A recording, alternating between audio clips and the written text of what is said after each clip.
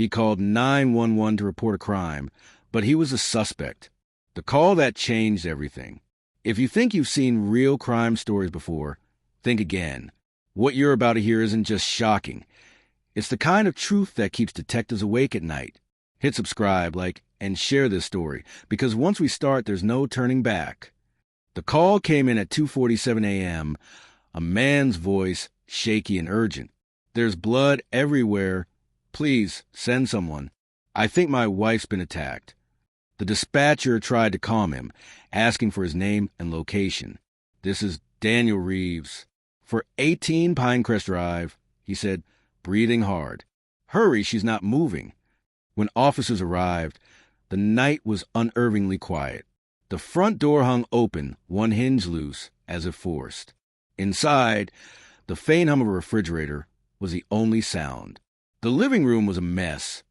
Overturned furniture, shattered glass, and a single trail of blood leading down the hallway.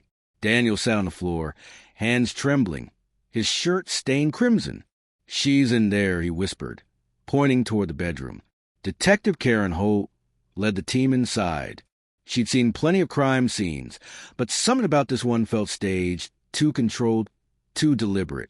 The victim, 34-year-old Emily Reeves, lay motionless beside the bed. There were bruises on her arms, but not the kind that screamed struggle. The coroner later noted that she died from a single blunt force impact to the head. The weapon? Still missing. Daniel's story was simple. He'd gone out for a late-night drive after a fight with Emily. When he returned, the house was ransacked, and she was gone. Minutes later, he found her body. He claimed the door had been broken in, that maybe someone had been watching them. He spoke like a man in shock, eyes distant, words trembling. But the officers couldn't ignore what wasn't there. No forced entry marks on the back door, no stolen valuables, no footprints other than Daniel's. As detectives combed through the house, Karen noticed the smallest detail. A framed photo on the wall, cracked diagonally through Daniel's face. The shards had fallen in the opposite direction of the struggle. She jotted it down, possible staging. Neighbors described Daniel as quiet and friendly, though one mentioned hearing loud arguments days before. They were yelling about money, she said. He sounded angry, really angry. Karen filed a statement, but she'd been in homicide long enough to know one thing. Appearances are easy to fake when you're desperate. Then came the first twist. Forensic techs discovered something odd on Daniel's phone. The 911 call had come exactly 7 minutes after he'd opened his camera app, not his phone dialer. In fact, he had taken 3 photos of Emily's body before calling for help. When confronted, Daniel stammered, I didn't know what to do. I was in shock. But Karen didn't buy it. Later that night, she walked back through the scene alone. The glow of her flashlight danced across the walls until it caught something faint, a smudge of red on the kitchen counter. She swabbed it, expecting more blood. But under the light, she realized it wasn't blood at all. It was wine. A broken bottle lay in the sink, its label peeled off, its edges carefully wiped clean. Whoever had done this wanted it to look like an attack, but it was something else entirely. As dawn broke over Pinecrest Drive, the press arrived, their cameras flashing. Daniel was escorted out in handcuffs for questioning, not arrest. He looked dazed, muttering that he loved his wife, that he'd never hurt her. But behind the yellow tape, Detective Holt watched him with quiet calculation. Something about his grief didn't match his timing. Back at the precinct, she opened a preliminary forensics file. And that's when she saw it. One detail no one could explain. The time of death, 2:31 a.m. The 911 call, 2:47 a.m. Daniel Reeves hadn't called for help when he found his wife. He'd waited 16 whole minutes. And when they checked his call history, one number appeared between that time, a number registered to a woman named Clara Jennings, his co-worker. Karen leaned back in her chair, her pulse quickening. He didn't just find her dead, she whispered to herself. He made sure of it. But before she could confront him, an officer burst into the room holding a piece of evidence that would blow the case wide open, something they pulled from the Reeves home security footage. Detective, you need to see this. The hidden footage. The morning after Daniel Reeves' tearful discovery, Detective Karen Holt sat in a darkened evidence room, her eyes fixed on a flickering monitor. The security footage from the Reeves home had finally been recovered from a hidden SD card inside a motion sensor. One Daniel conveniently forgot to mention. The footage was grainy, recorded in black and white, but the timestamps were clear. At 2:19 a.m., the living room lights came on. Emily appeared, pacing nervously, phone to her ear. She was crying, not screaming, but breaking apart in quiet tremors. Then a figure entered the frame. Daniel. He wasn't yelling. He wasn't comforting. He stood there, motionless, watching her. Then he grabbed something from the counter. The camera's angle obscured what it was, but a flash of glass caught the light before the screen went black. Karen paused the footage, her reflection ghosting across the screen. Her instincts were right. Daniel wasn't a grieving husband. He was calculating, waiting, but there was more. A few minutes after the camera cut off, the living room light turned back on. Another figure entered, a woman, slender build, wearing a hoodie, hair tied up. The timestamp, 2:38 a.m. Who the hell are you? Karen muttered, leaning closer. The woman bent over Emily's body, touched her wrist, and looked around in panic. Then she left. Quickly. No call to 911. No sign of distress. Just gone. Karen hit pause and magnified the frame. A glimpse of the woman's face reflected in a nearby mirror confirmed it. Clara Jennings, the same woman Daniel had called moments before dialing emergency services.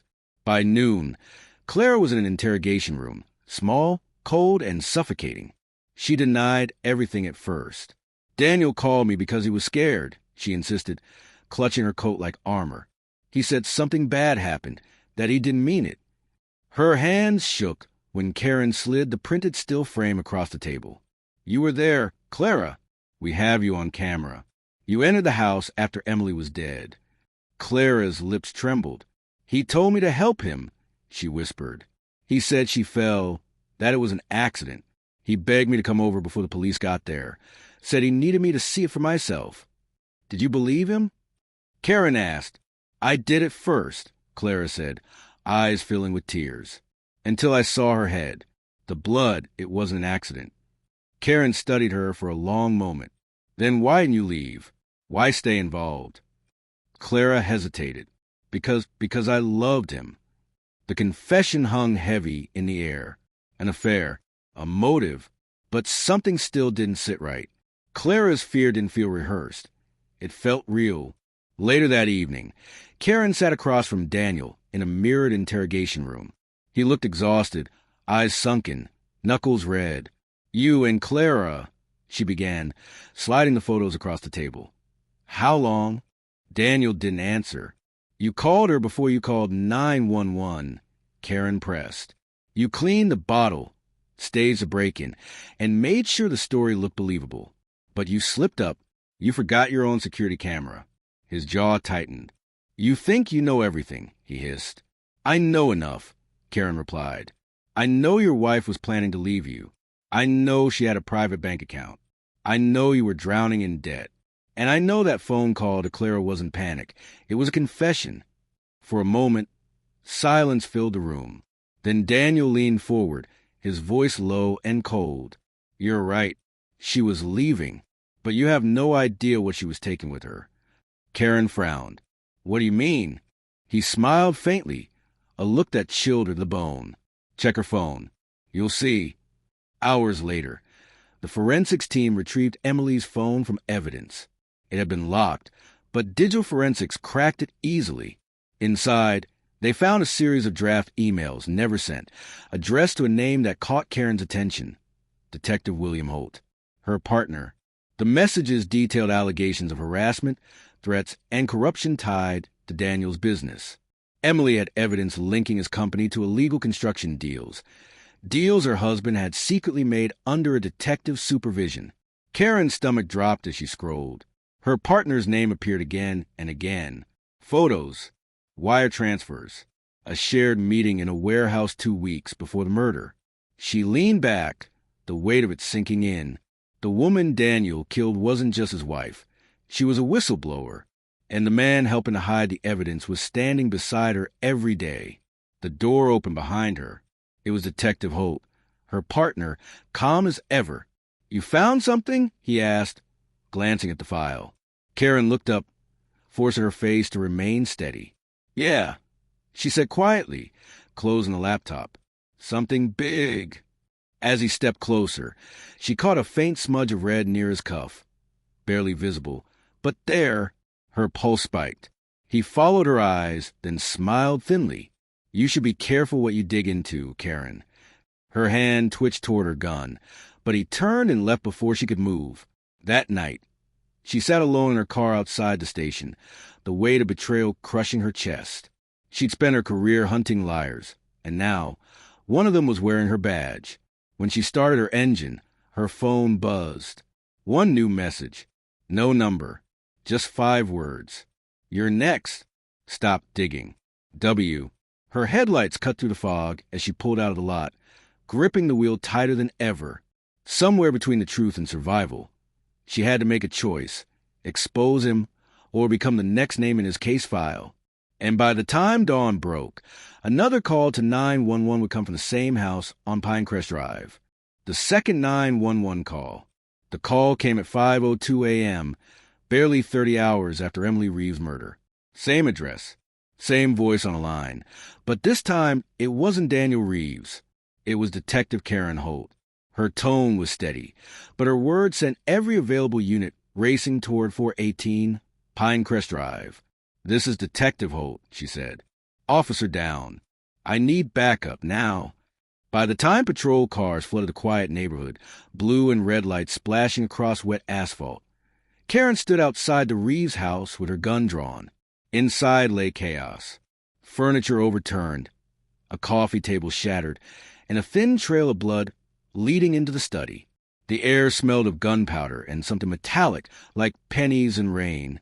On the floor was her partner, Detective William Holt, shot once in the shoulder. Alive, but barely. His gun lay a few feet away, half under the couch. Daniel Reeves was nowhere to be found. Karen kept her weapon steady, her mind running wild. This wasn't part of any protocol. There were no calls for backup, no dispatch records showing Holt was even supposed to be here. He had come on his own. Paramedics rushed in, hauling Holt onto a stretcher. As they carried him past, he whispered something through blood-streaked lips. "He found the files," he gasped. "He knows everything." But when Karen leaned closer, he added something else, words that chilled her more than the dawn air. "You shouldn't have come alone." She froze. "What did you do, Will?" But his eyes closed, and the medics pushed him out into the flashing lights. Karen swept the house room by room. In Daniel's office, drawers hung open, papers scattered like confetti. On the desk lay Emily's phone, the same one with those unsent emails. But now, a new video file had appeared. Timestamp, just 3 hours earlier. She pressed play.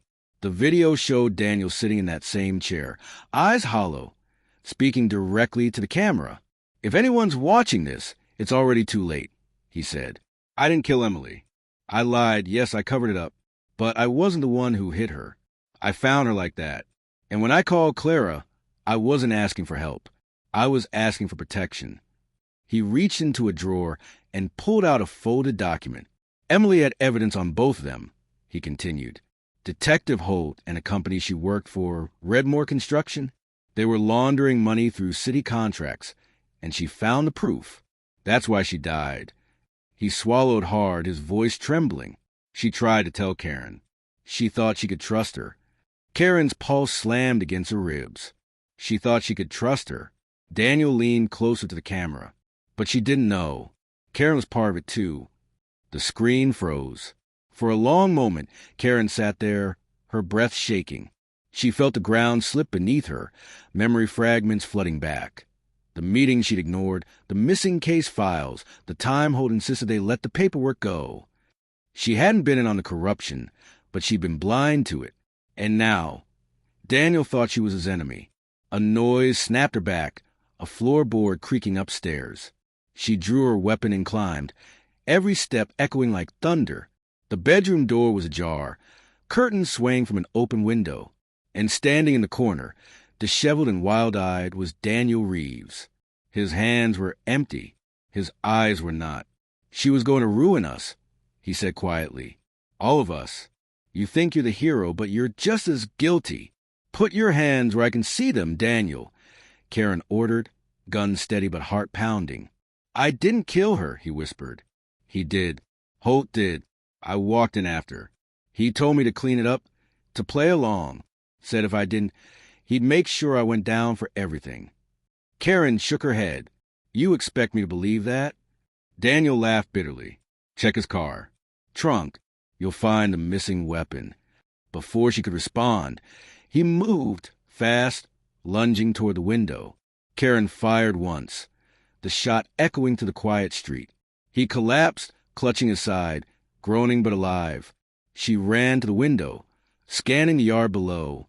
2 patrol officers were already running toward the house.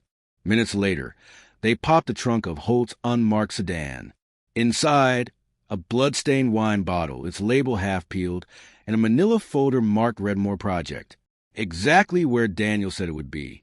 The entire department went silent as the evidence spread across the hood. It was over. By noon, Detective William Holt was under arrest for obstruction of justice, conspiracy, and evidence tampering. The story would explode across every news outlet in the country. Detective framed husband to protect corrupt city dealings. But for Karen, the victory felt hollow. Emily Reeves was still dead. Daniel was still broken. And she trusted a man who used her badge as a weapon. A week later, Karen drove to Pinecrest Drive one last time. The house stood empty, police tape fluttering in the wind. On the doorstep lay a single envelope with her name on it. Inside, a flash drive. She plugged it into her laptop back at the station. One final video. Daniel's face again, weak but calm. "If you're seeing this," he said, "you found the truth. Holt wasn't alone. Redmore isn't done. They'll come for both of us." He leaned closer. "When the next 911 call comes, it won't be a mistake." The screen went black. Karen sat back, heart pounding.